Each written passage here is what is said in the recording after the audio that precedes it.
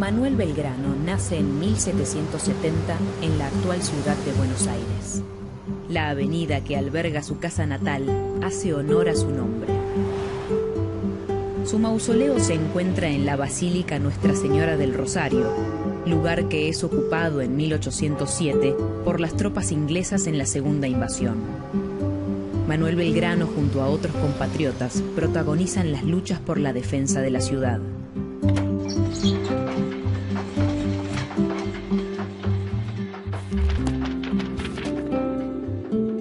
Cuando hemos hablado de la necesidad que tenemos de adquirir conocimientos que nos pongan en aptitud para emprender negocios útiles a la sociedad, no hemos querido ni pretendido halagar el interés propio de algunos particulares individuos de entre nosotros. Nuestro intento ha sido respectivo al bien general, y por eso hemos aconsejado la educación pública y escuelas de las ciencias exactas, que facilitan el paso a cualquiera de las profesiones útiles a la sociedad.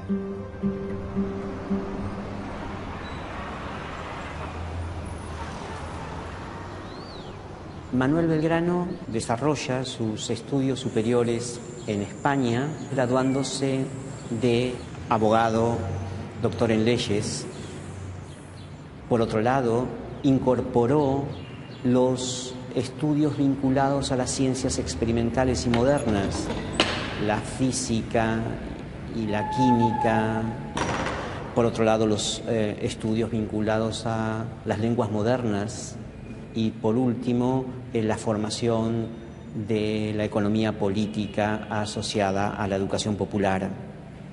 Es esa triple formación tradicional, moderna y de procedencia heterodoxa o prohibida la que permite a Belgrano pensar el mundo y sus determinismos en la colonia o dominio español en el Río de la Plata.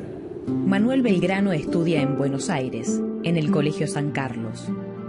Continúa su formación en Europa, cursa en universidades de España y también asiste a tertulias, donde se debaten las ideas de los intelectuales europeos más importantes del siglo XVIII.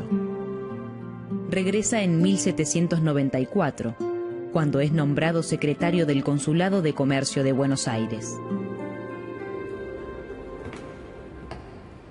Manuel Belgrano regresa a Buenos Aires con el cargo de secretario perpetuo del Consulado de la Ciudad de Buenos Aires, capital del Virreinato del Río de la Plata. Por lo tanto, tiene por obligación generar una memoria anual que promueva el comercio, la agricultura y la industria en la extensión del virreinato. Las principales ideas económicas que Belgrano inspira desde el consulado tienen que ver con la articulación entre educación, propiedad y trabajo, de forma tal que lo inédito, lo nuevo en Belgrano consiste en saber articular la producción de riqueza con una nueva redistribución de la propiedad junto con el lugar estratégico que la educación y la ilustración tienen para que esa producción, para que ese trabajo sea productivo y genere riqueza para el conjunto. El Virreinato del Río de la Plata es creado en 1776, alojando regiones con características culturales, sociales y económicas muy distintas. En Buenos Aires, las principales actividades son la ganadería y el comercio. La capital disfruta del privilegio de tener el puerto y la aduana, su principal fuente de recursos. La educación en tiempos del dominio español en América estuvo marcada por una clara diferenciación social y económica.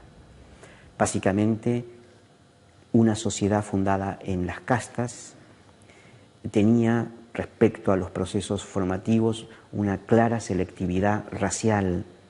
Solamente eran sujetos escolares los hombres blancos, sin ninguna otra consideración excepcional.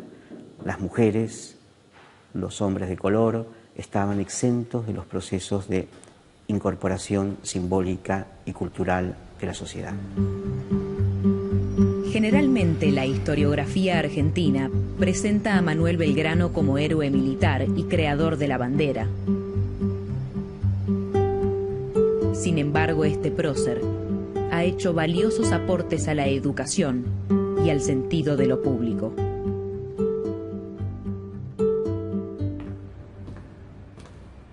Manuel Belgrano considera que una de las claves del proceso revolucionario de Mayo consiste en generar una política educativa sostenida en el tiempo.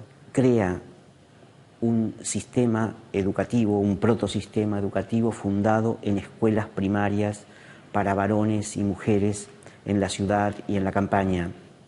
Los principales cambios que una política educativa belgraniana instala en nuestro país por vez primera consiste, en primer lugar, en una reconsideración del papel simbólico del docente, homologado a las principales figuras de la vida política de entonces. La propuesta educativa de Belgrano contiene en germen uno de los principios democratizadores que la educación pública argentina sostuvo a lo largo del siglo XIX y del XX. Esto es la gratuidad de los estudios.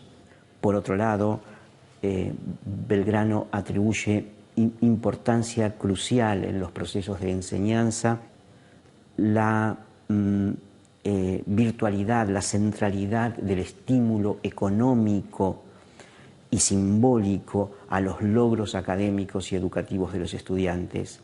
No solamente había que examinarlos públicamente, sino premiarlos material y simbólicamente para que ese vínculo entre la educación y el estímulo fuese algo que la sociedad reconocía en su totalidad frente a las nuevas generaciones.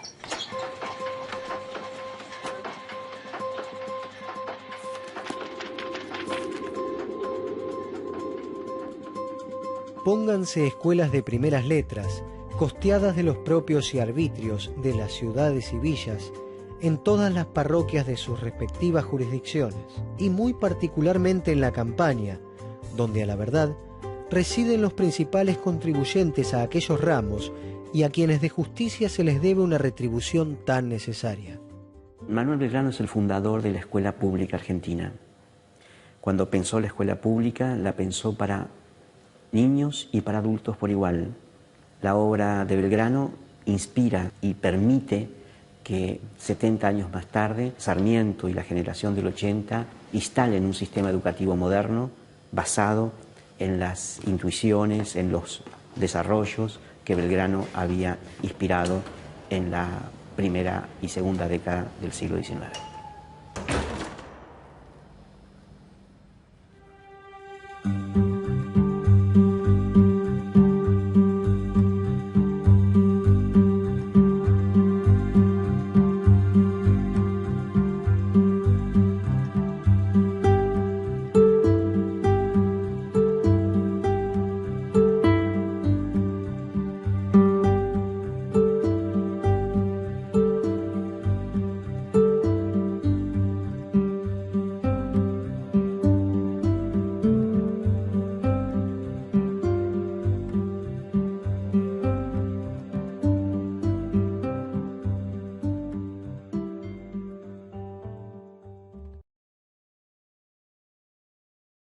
En el video anterior te contamos un poco de la vida de Manuel Belgrano.